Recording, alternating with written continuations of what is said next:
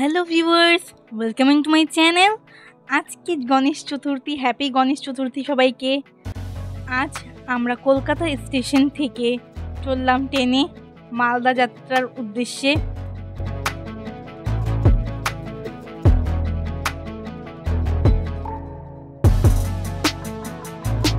Viewers, তো এই আমরা এসে পড়েছি মালদা শাহাপুর ভারত সেবাশ্রমে। এই রুমটা পেয়েছি আমরা থাকার জন্য।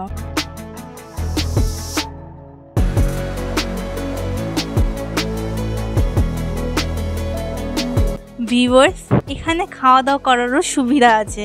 দুপুরবেলা 70 টাকা আর রাতের বেলা 50 টাকা। এখানে পিওর ভেজ খাওয়ানো হয়।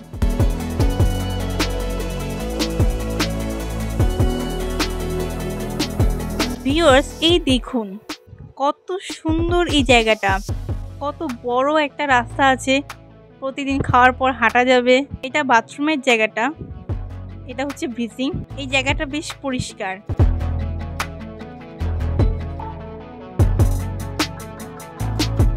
এখান থেকেও কিন্তু মন্দিরটা খুব সুন্দর করে দেখা যায়, জানলা আছে।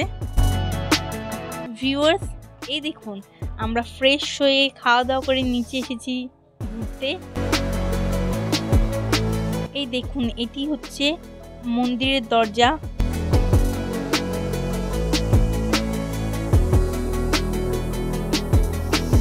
দ্যাটস গ্রেট, এত বড় মন্দির আমি তো এর আগে কখনো দেখিনি। দেখুন চারদিকটা কত সুন্দর করে সাজানো হয়েছে। আমি এর আগেও অনেকবার ভারত সেবাশ্রমে থেকেছি, কিন্তু এই মন্দিরটি তাদের থেকে অনেকটাই আলাদা।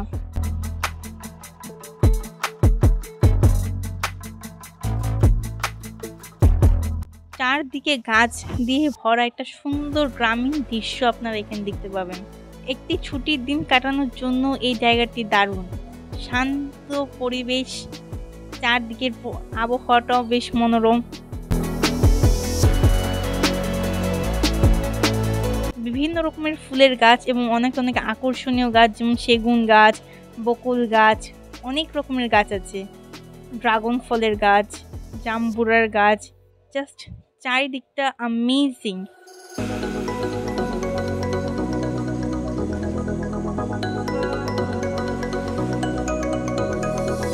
এই যে এটাকে পেয়েছি। সিঁড়ির মধ্যে এসে ফার্স্টে মিউ মিউ করে ডাকছিল, তখনই ওর সাথে আমার বন্ধুত্ব হয়ে গেল। এই দেখুন কত সুইট। আমাদের বাড়ির সামনে যে বিড়ালগুলো আছে ওগুলো হয় দেখে ভয় পায়, নাহলে ভয় দেখিয়ে দেয়। আর এই কতটা মিশুক দেখুন। আমি বেশ ওকে বিরক্তই করছি। ও ভিজে গিয়ে নিজেকে শোকানোর চেষ্টা করছে, আমি ওকে বিরক্ত করছি, না আমার সাথে থাক, আমার সাথে থাক।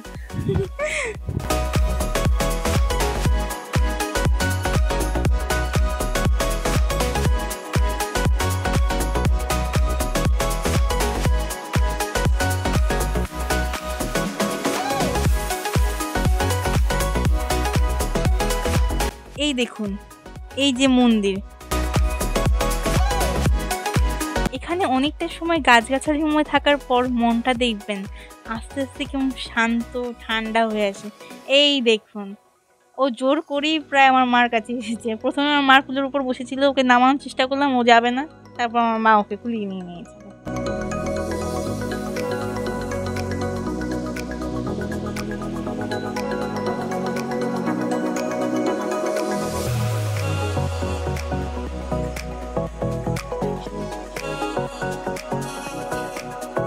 আমার তো ওকে ছাড়তেই মন চাইছেন না, বিরক্ত করে চলেছি। শেষ হয়ে বিরক্ত হয়ে আর কি করবে, আমার বসে ওকে আসতেই হলো।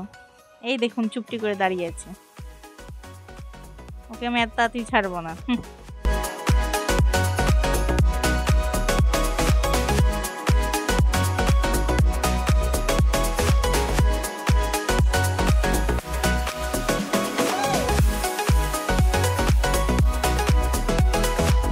বাই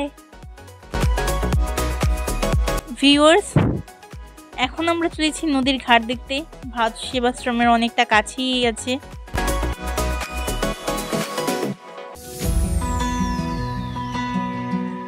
ভিউয়ার্স, এই জায়গাটি দেখতে অনেকটাই অন্যরকম, একটা গ্রামীণ পরিবেশ, চারিদিক গাছপালায় ঘেরা।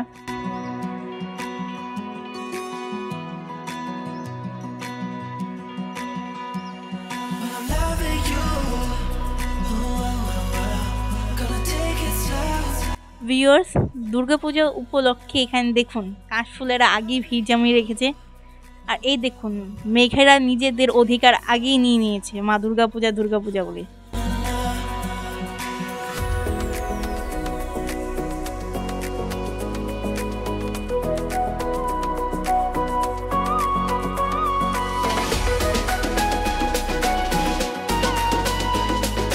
ভিউয়ার্স, এই আমরা চলে এসেছি সন্ধ্যাবেলায় প্রণবানন্দজি মহারাজের আরতি দেখতে।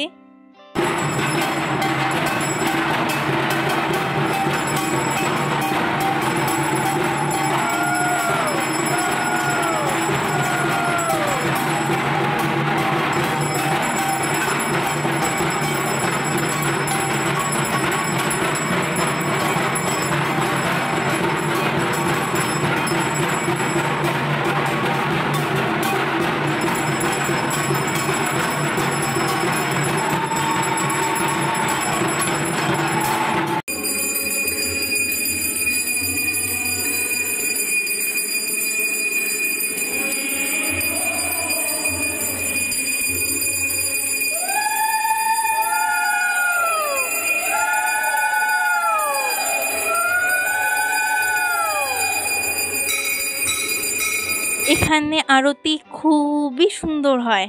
এই দেখুন কি সুন্দর আরতিটা আপনারা এখনই দেখলেন। ভিউয়ার্স, এই আমরা চলে এসেছি মালদার ছোট্ট একটা চিড়িয়াখানা বলতে পারেন এই জায়গাটিতে। চলুন দেখা যাক এখানে আর কি কি দেখা যায়।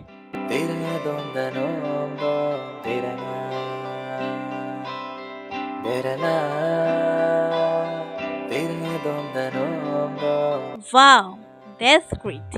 পরিবেশটা তো বেশ মনোরম।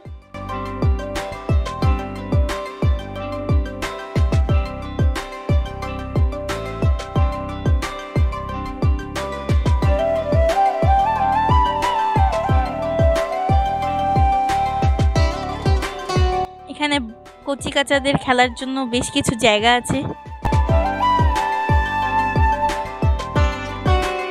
ভিউয়ার্স, এই দেখুন কত কত হাঁস।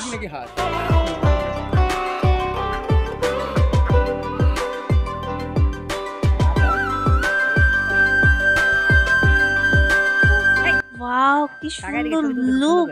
এই দেখুন কত কত মা সরস্বতী দেবীর বাহনরা ঘুরে ঘুরে বেড়াচ্ছে। ওয়াও, এটা আবার কিরকম? আরে বাবা, আমি এখনই জানতে পারলাম এটা একটা হাড় গিলে মুরগি। কখনো দেখেছেন ওরকম মুরগি? এই দেখুন মিস্টার উট পাখি, নাম তো শোনাই হোগা।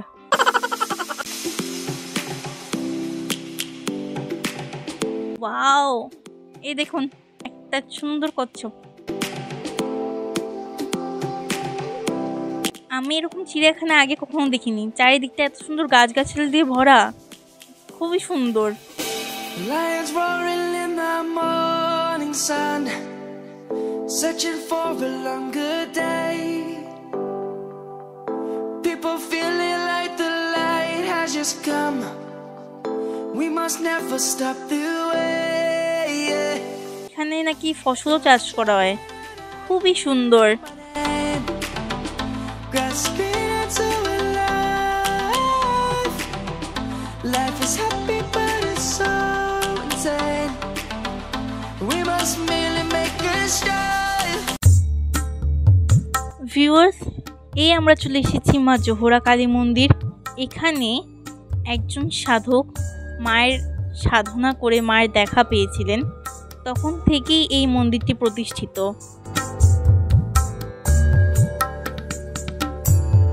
এখানে বলিও দেওয়া হয়। এই মন্দিরটি প্রতি শনি ও মঙ্গলবার খোলা থাকে, বাকি সব দিন বন্ধ রাখা হয়। আর অমাবস্যা তিথিতেও এই মন্দিরটি মায়ের দর্শন পাওয়ার জন্য ভক্তদের খোলা রাখা হয়। দেখুন ভিউয়ার্স, এই হচ্ছেন মা জোহরা কালী। জয় মা।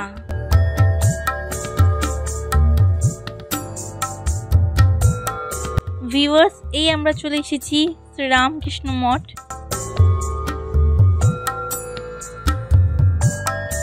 এই মঠটিও অনেক বড়, চারপাশে অনেক সুন্দর বাগান আছে।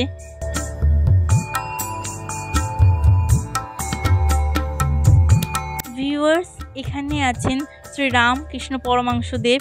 এবং মা শারদা দেবী আর শ্রী স্বামী বিবেকানন্দ। এছাড়াও এই সম্পূর্ণ হল জুড়ে আছে বিভিন্ন সাধকের ছবি। এই জায়গাটি একটি দর্শনীয় স্থান, খুবই সুন্দর এই মন্দিরটি। আপনারা মালদায় আসলে অবশ্যই এখানে আসবেন।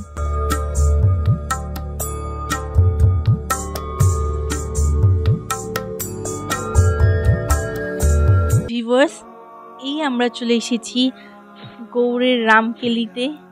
এটি একটি বিখ্যাত তীর্থক্ষেত্র। শ্রী গৌরাঙ্গ মহাপ্রভু 1515 সালে বৃন্দাবন যাওয়ার পথে শ্রী রূপ গোস্বামী ও শ্রী সনাতন গোস্বামীর সাথে দেখা করার জন্য এখানে এসেছিলেন। এখানে 2 বৃক্ষ আছে, কেলি কদম ও তমাল বৃক্ষ, এবং এই বৃক্ষ তলাতেই আছে শ্রী গৌরাঙ্গ মহাপ্রভুর পদচিহ্ন।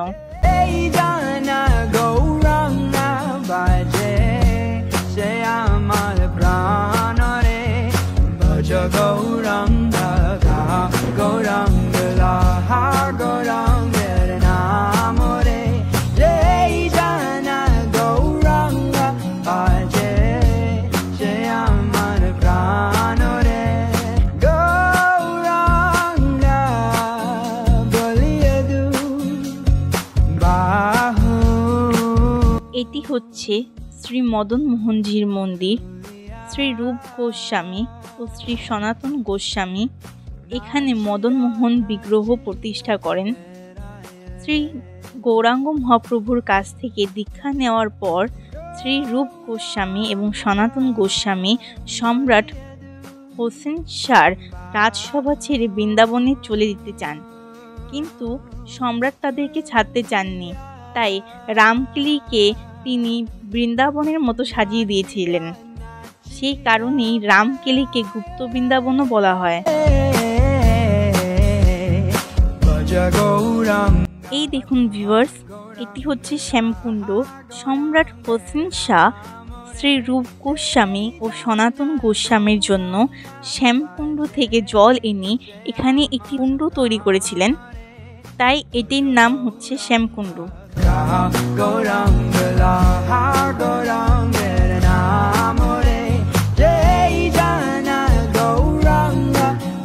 ভিউয়ার্স, এখন আমরা চলেছি শ্রী রাধারমণজির মন্দিরের উদ্দেশ্যে। এটা হচ্ছে শ্রী রাধারমণজির মন্দির। শ্রী মদন মোহনজির মন্দির থেকে সামান্য দূরত্বে এটি অবস্থিত।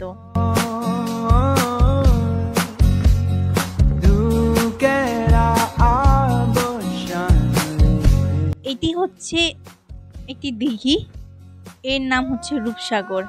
শ্রী রূপ গোস্বামীর নামে এই দিঘিটির নামকরণ করা হয়েছে। ভিউয়ার্স, এখন আমরা চলেছি ইসকন মন্দিরে যাওয়ার উদ্দেশ্যে। ভিউয়ার্স, এই আমরা চলে এসেছি ইসকন মন্দির। এই ইসকন মন্দিরটি এখনো সম্পূর্ণভাবে তৈরি করা হয়নি, মন্দিরটি তৈরির কাজ চলছে। তাই এখানে ছোট্ট করে একটি মন্দির প্রতিষ্ঠা করা হয়েছে। এখানে একজন প্রভুজি থাকেন মন্দিরটি দেখাশোনা করার উদ্দেশ্যে।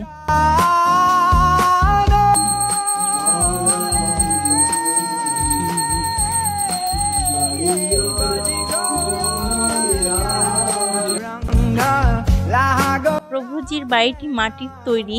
আমি প্রথমবার জীবনে মাটির তৈরি কোনো বাড়ি দেখলাম। এই বাড়িটাতে খুব সুন্দর করে হাতের কাজ করা হয়েছে। ভিউয়ার্স, তো আমরা এই চলে এসেছি বারোদুয়ারি।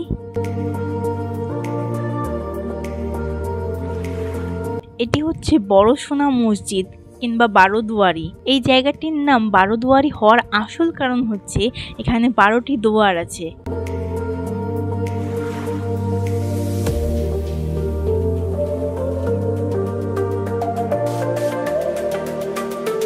ভিউয়ার্স, এখানকার প্রাকৃতিক পরিবেশ জাস্ট অসাধারণ, দারুণ, একদম অসাম একটা পরিবেশ। চারিদিকে একদম সুন্দর করে সাজানো। আপনারা একটা সুন্দর মজাদার ছুটির সময় কাটাতে পারবেন এখানে।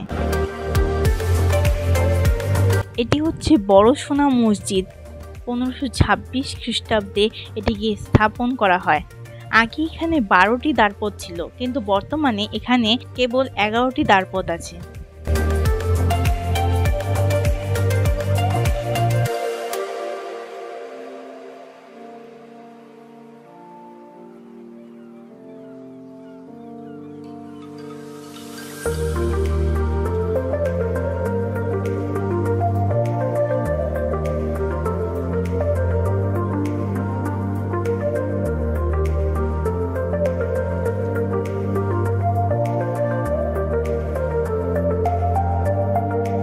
ফ্রেন্ডস, এই আমরা চলে এসেছি দাখিল দরওয়াজা।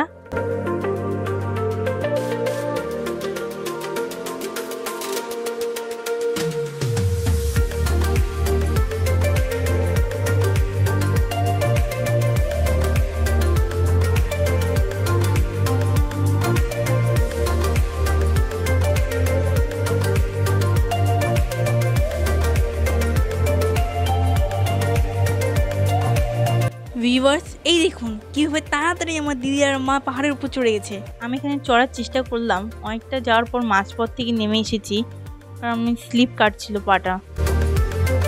দারুণ, চারদিকটা দেখুন কিরকম সুন্দর না? এই জায়গাটিকে দাখিল দরওয়াজা বা সেলামি দরওয়াজা বলা হয়। এটি আগে গৌড়ের উত্তর দিকের প্রবেশপথ ছিল। এই স্থান থেকে গুলি বর্ষণের মাধ্যমে সম্মান জানানো হতো, তাই একে সেলামি দরওয়াজাও বলে। ফ্রেন্ডস, আমরা এবার চলে এসেছি গৌড়ের গৌরীয় মঠ। দেখুন এখানে কত সুন্দর একটি রথ আছে। দেখুন না, দেখে মনে হচ্ছে সোনার রথ, অর্জুন ঠাকুরের সোনার রথ। এই দেখুন শ্রী রাধা মাধব, দেখতে কত সুন্দর লাগছে, কত অপূর্ব এই জায়গাটি। ভিউয়ার্স, এখানে আছেন রাধা মাধব, জগন্নাথ, বলরাম, সুভদ্রা মহারানী এবং গৌরনিতাই ঠাকুর।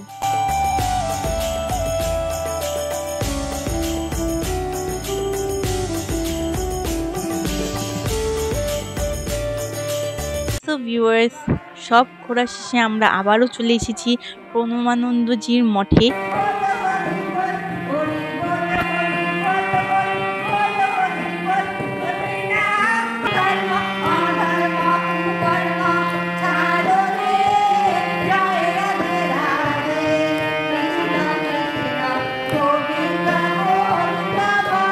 ভিউয়ার্স, প্রতি সন্ধ্যায় আমার মা এখানে কিছু ভক্তিমূলক গান পরিবেশন করেন, যা এখানকার ভক্তবৃন্দদের খুব ভালো লাগে।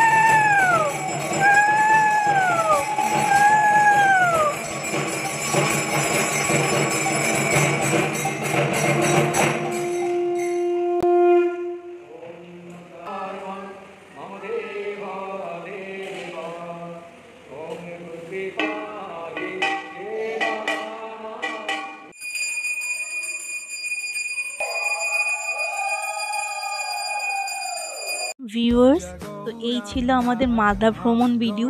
আশা করি আপনাদের সকলের অনেক ভালো লেগেছে। যদি ভালো লেগে থাকে তাহলে অবশ্যই এই ভিডিওটিকে একটি লাইক করে দেবেন, শেয়ার করে দেবেন আপনাদের প্রিয়জনের কাছে এবং বন্ধুদের কাছে। আমার চ্যানেলটিকে সাবস্ক্রাইব করে রাখবেন, অবশ্যই বেল আইকনটি ক্লিক করে দেবেন যাতে আমার এই ফার্স্ট ক্লাস ভিডিওগুলো সবার আগে আপনি পেতে পারেন। So thanks for watching this video. Bye. Gauranga, Gauranga, Gauranga,